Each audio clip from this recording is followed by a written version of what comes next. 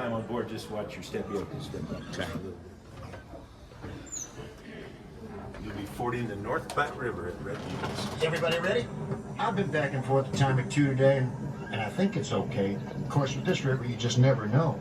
Wagons tip over and people fall out. Just stay down. No matter what happens, don't stand up. I'll take care of this. Just don't stop. Grab them crates, fellas.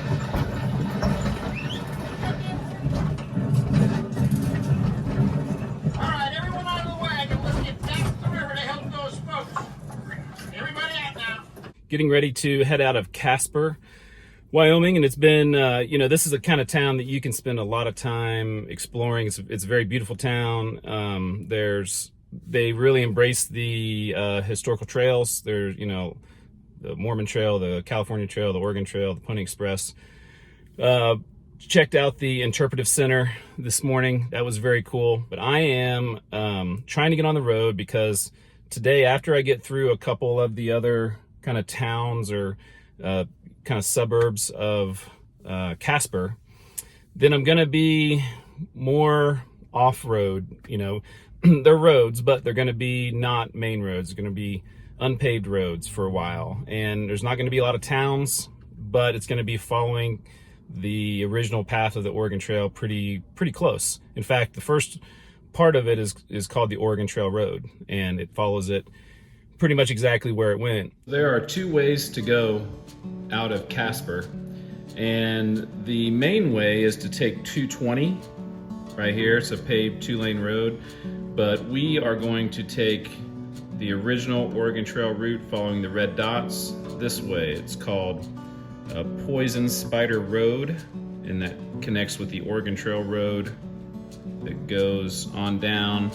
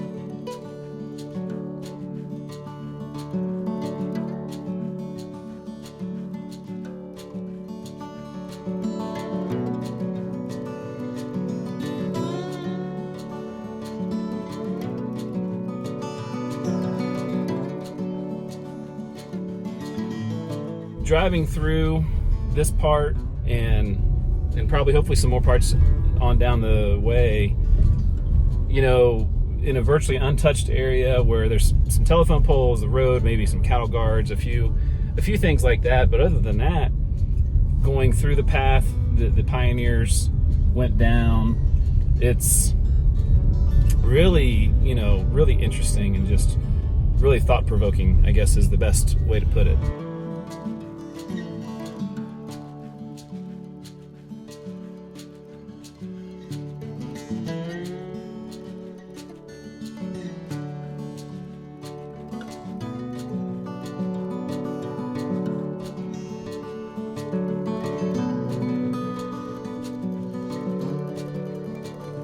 We continue on the gravel road through this area until we connect with 220, that paved road out of Casper.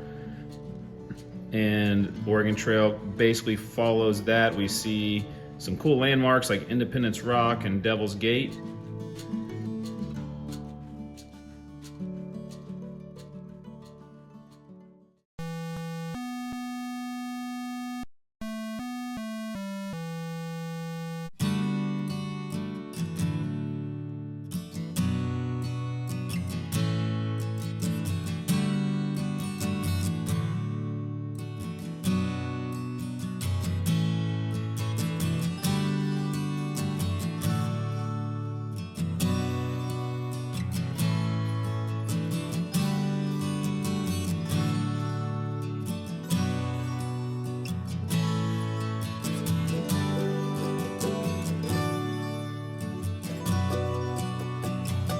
And then right here, we have a couple ways we can go. The Oregon Trail, you can see the red dots once again.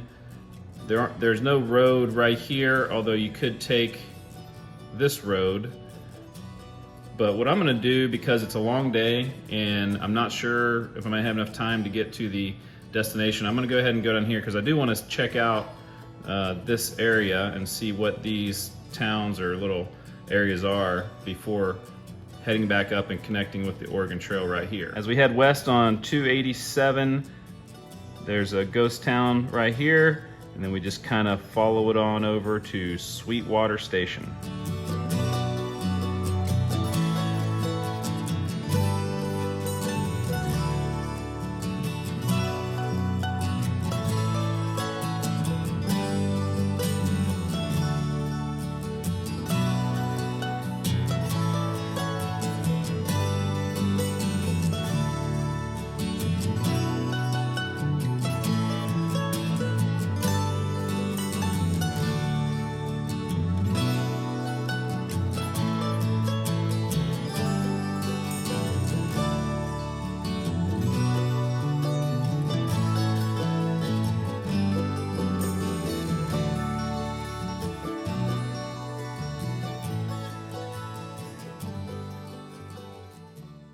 Anything that I've read about this part of the trip says to go to Lander.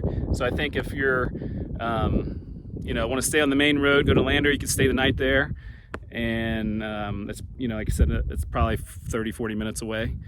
And I've not seen anything talk about this road to the South Pass is what they call it. And so let's see what we can find out. Hopefully it goes all the way through and we don't have any issues.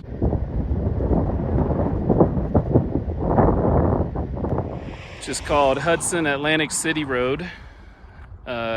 Pretty much parallels the Oregon Trail, maybe just about a mile or so north.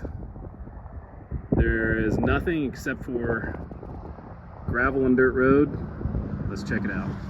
So on the map, here is where we are, and we're gonna go this way along that Atlantic City Road, BLM 2302. We're gonna follow this all the way along. The Oregon Trail is right here. So you can see it kind of parallels right along the river and the lower area here in the South Pass.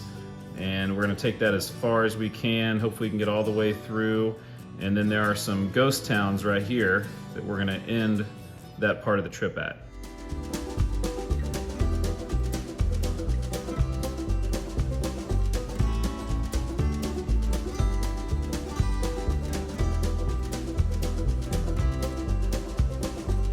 There is some ways to maybe get over towards closer to the Oregon Trail. So with the drone there, I saw maybe one that we can get over there closer. So let's see, you know, see if we can get over there if the roads are decent enough. So I got this far. It's very steep downhill to there, to this little reservoir lake. And so I'm pretty sure the Oregon Trail is going right through this area. I imagine the pioneers want to stay as low as they could, kind of through this area. So this is it. This is where they would have been going through.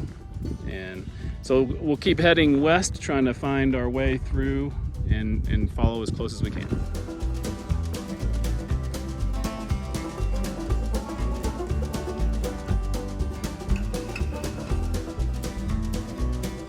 So the road has gotten a little bit rougher. Definitely if you're gonna go this way, you wanna have a 4x4 with some clearance or something like that. Like right there, I'm going through a spot and there's a lot of rocks and stuff. But it's very beautiful. There's absolutely no, I've not seen one car and only going, 30 some miles maybe. And it's, pretty slow going, but it's really peaceful. And you can always get out and stop and take a break but yeah, I would recommend some sort of 4x4. I imagine in the winter months, you definitely don't want to go this way. And if it's raining or muddy, it could probably be bad. I don't have any phone service. You can see how bumpy it is. Don't have a lot of phone service out here either.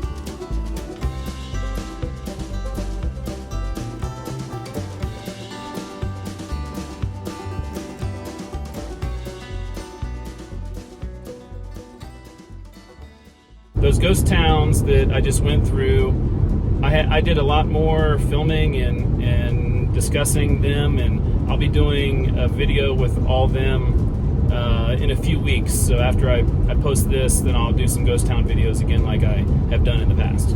The Oregon Trail goes just north of 28. This is 28 right here.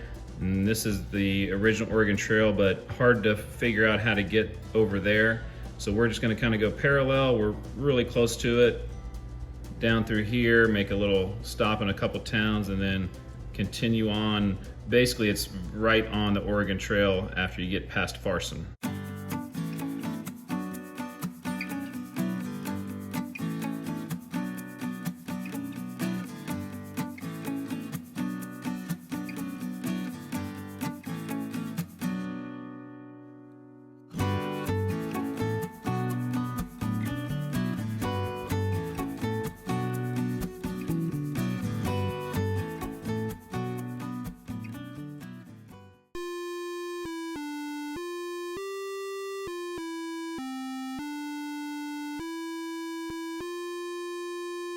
Continuing on 28, and we do that Green River crossing right here, and then the original Oregon Trail kind of went right along it, and the closest we can get is now on 372.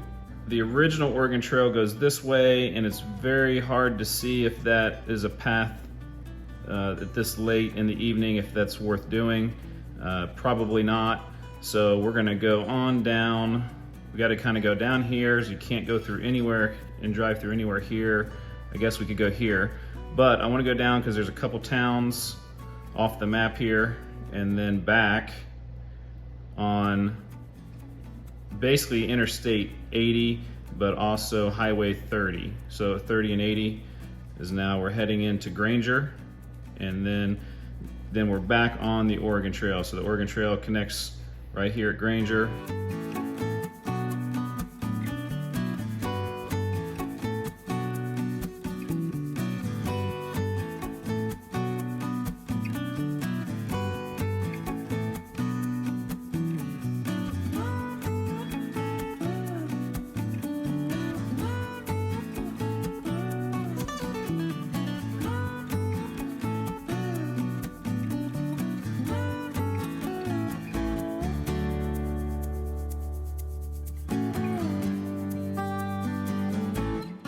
This drive in to Lyman has been really beautiful. So sunset is with the clouds has made it a really nice way to drive on in the last few miles.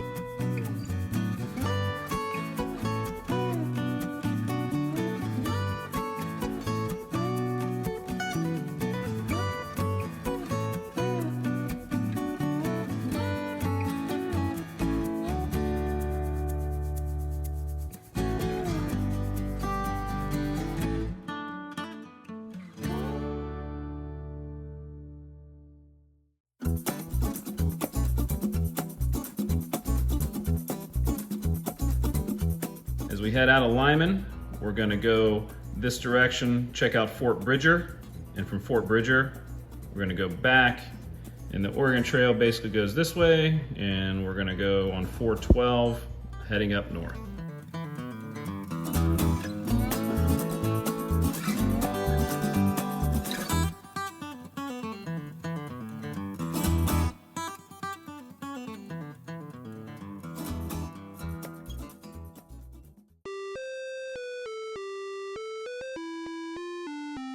Fort Bridger is a unincorporated town. I think there's probably hundreds of people in this area, but it's not an actual town. But the main thing to see here is the state historical site is Fort Bridger. Very interesting history, and it was started in the 1840s by a guy named I think his name was Jim Bridger, and he was described as a mountain man, and he ran this fort from 1840s to the 1850s, and was a very popular place for people to stop and get resupplied because of what they'd just gone through. It was a very difficult journey that I went through yesterday, but it took them obviously weeks to go through what I went through yesterday. And I can understand getting here, they needed some to get some supplies, and Mr. Bridger was able to help with that, and he built a settlement here, and the end of it came, for him at least, came because the Mormons were also on that same trail. It was the Mormon trail, and it actually split off here and went towards Utah. But a lot of the Mormons ended up staying here and settling here, and got in conflicts with Bridger. And he wanted to sell alcohol. The Mormons didn't want to sell alcohol, and he was either forced out or he sold it to the Mormons. And not sure exactly which one happened, and so he left the fort. The Mormons had control of it for a little while, and then the military took it over until 1890 when it was abandoned, and now they have made a state park out of it, historical site, and so they have some actual, behind me is kind of the actual real places of Fort Bridger, and then they have places like all along the trail that they're recreating, that they're trying to tell the story of what happened. And so they're rebuilding some of the towns. They have the layout of it, and then just over time they're rebuilding the fort. So it's kind of cool that they have some of the original buildings.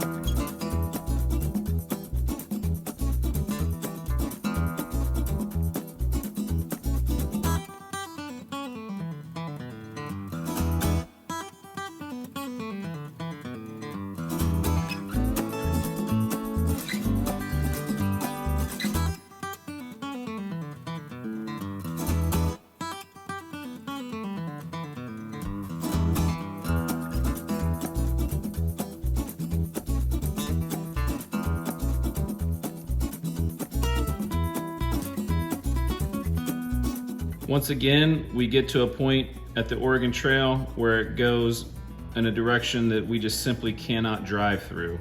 So best thing we can do is continue north. This connects there at 189. We're gonna head 189 up to a few little towns up here. And in our final stretch through Wyoming, we're gonna turn left, getting back on US 30 before we go straight north on 30 and 89. Our last town, kind of reasonable sized town, is Cokeville, and then up to the border where we enter Idaho.